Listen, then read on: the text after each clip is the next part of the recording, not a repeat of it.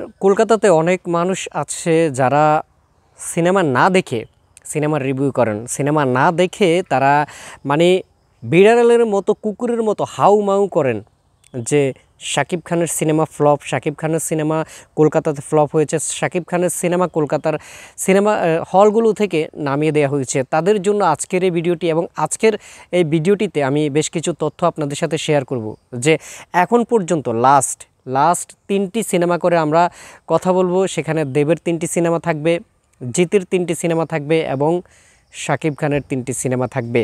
তো সম্পূর্ণ ভিডিওটি দেখবেন এবং সম্পূর্ণ ভিডিওটিতে আমি একটি আপডেট আপনাদের সাথে শেয়ার করব যে তাদের কলকাতাতে অনেক রিভিউয়ার ইউটিউবার অনেক কন্টেন্টগুলো তৈরি করেছে, শাকিব খানের বিরুদ্ধে কথা বলেছে। আমরা কিন্তু ভাই কারো বিরুদ্ধে আমরা কথা বলবো না। আমরা বাংলা চলচ্চিত্রকে ভালোবাসি, আমরা বাংলা চলচ্চিত্রগুলো নিয়ে কথা বলবো। এখানে আমি কাউকে এখানে বড় করব না, আবার কাউকে ছোট করব না। তবে একটি মন্তব্য বা একটি রেকর্ড শাকিব খান যে করতে পারে, শাকিব খান যে রেকর্ড করে ঘুরেছে বা শাকিব খান রেকর্ড করেছে, সেই তথ্যগুলো আমরা আপনাদেরকে দেওয়ার চেষ্টা করব। যে যারা বলে শাকিব খান ফ্লপ নায়ক, কলকাতাতে বেশিরভাগ রিভিউরা ঠিক এটাই বলেছিল যে শাকিব খান ফ্লপ নায়ক এবং শাকিব খানের সিনেমা কলকাতাতে চলেনি। তাদের উদ্দেশ্যে আমরা এর আগে বেশ কিছু ভিডিও তৈরি করেছিলাম যে যেখানে তাদের নিজের দেশের সুপারস্টার যাদেরকে বলা হয় তাদের সিনেমা যেখানে চলে না, সেখানে শাকিব খান তো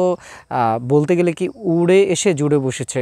শাকিব খানের সিনেমাগুলো কেন চলবে সেখানে? আজকে কিছু প্রমাণ দেব যে তাদের জিতের কয়টি সিনেমা হিট হয়েছে, তারপরে দেবের কয়টি সিনেমা হিট হয়েছে। দেবের বিপক্ষে আমি কখনোই নয়, কারণ হচ্ছে দেব সবসময় সম্মান করেন, দেব যারা তার সিনিয়র তাদেরকে দেব সবসময় সম্মান করেন। আমি দেবের বিপক্ষে কথা বলছি না। তো প্রথমত আসি আমরা দেবের 3টি সিনেমা নিয়ে। সদ্য দেবের 3টি সিনেমা, যেমন 3টি সিনেমা তার রিলিজ হয়েছিল, আমি নামগুলো আসলে মনে করতে পারছি না।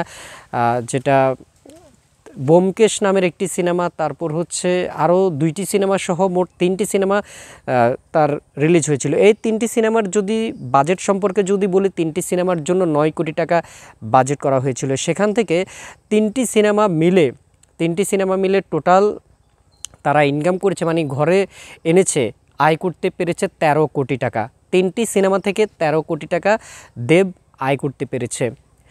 তো জিত সম্পর্কে যদি বলি, জিতের মানুষ, তারপর হচ্ছে বুমেরাং এবং আরও একটি সিনেমা কিছুদিন আগে রিলিজ হয়েছিল।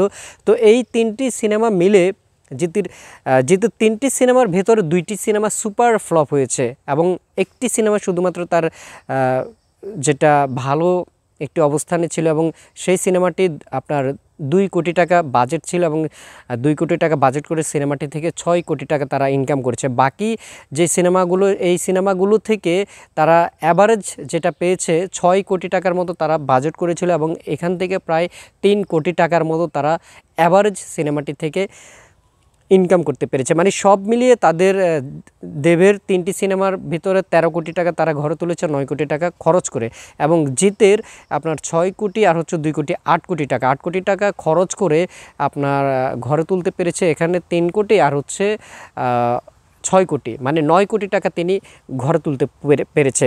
এবং শাকিব খান সম্পর্কে যদি বলি, শাকিব খানের রাজকুমার, প্রিয়তমা এবং আপনার তুফান, সদ্য মুক্তিপ্রাপ্ত তুফান সিনেমা, এই 3টি সিনেমা থেকে 103 কোটি টাকা আরও 10 দিন আগের হিসাবে আমরা দিচ্ছি, এখন পর্যন্ত হিসাব করিনি।